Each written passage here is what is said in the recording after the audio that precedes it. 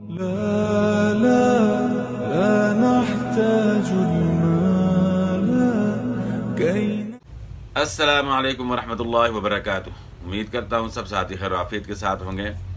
مخارج الحروف سیریز جو ہے ہم نے الحمدللہ مکمل کر لی ہے۔ اس کے بعد پھر ہم نے صفات الحروف سیریز شروع کی ہے، تو اس میں جو ہے پہلی دو صفات ہم نے صفت ہمس اور صفت جہر الحمدللہ اللہ کے فضل و کرم سے پڑھ لی ہیں۔ اور جیسا کہ میں نے آپ کو پہلے بتایا تھا کہ صفات متضادہ جو ہیں 10 ہیں۔ متضادہ کا مطلب ہے کہ ضد، ایک دوسرے کی ضد۔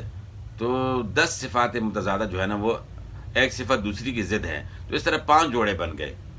تو ان میں سے پہلا جوڑا یعنی صفت ہمس اور صفت جہر، اس کے متعلق الحمدللہ بات ہو چکی۔ تو آج ہم نے جو ہے صفت شدت اور صفت رخوت کے متعلق بات کرنی ہے۔ تو یہاں شدت سے مراد عام شدت نہیں بلکہ قوت ہے،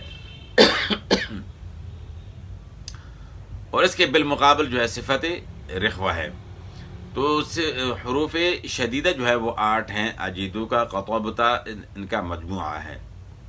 ان حروف کو ادا کرتے وقت آواز مخرج میں ایسی قوت کے ساتھ ٹھہریں کہ آواز بند ہو جائے اور آواز میں سختی ہو۔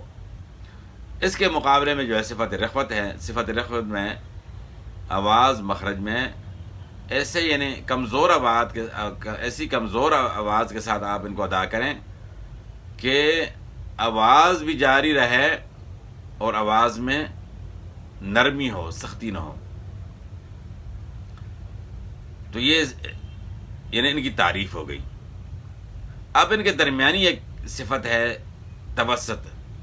جن حروف پہ صفت ہو تو ان کو حروف متوسطہ کہتے ہیں۔ اچھا، ان کو حروف متوسطہ کیوں کہتے ہیں؟ کہ درمیانی صفت ہے، اس کو گنتی میں شمار نہیں کیا گیا، اور اس کی وجہ یہ ہے کہ ان میں جو ہے نہ پوری طرح صفت شدیدہ ہے اور نہ پوری طرح صفت رخوہ ہے۔ تو اس لیے اس کو جو ہے نا الگ سے بیان کیا گیا ہے، لیکن گنتی میں جو ہے نا شمار اس لیے نہیں کیا گیا کہ یعنی پوری طرح ان میں صفت نہیں پائی جاتی۔ یعنی کچھ جو ہے صفت شدیدہ اور کچھ جو ہے صفت رخوہ پائی جاتی ہے، تو درمیانی ہونے کی وجہ سے اس کو مستقل صفت گنتی نہیں کیا گیا۔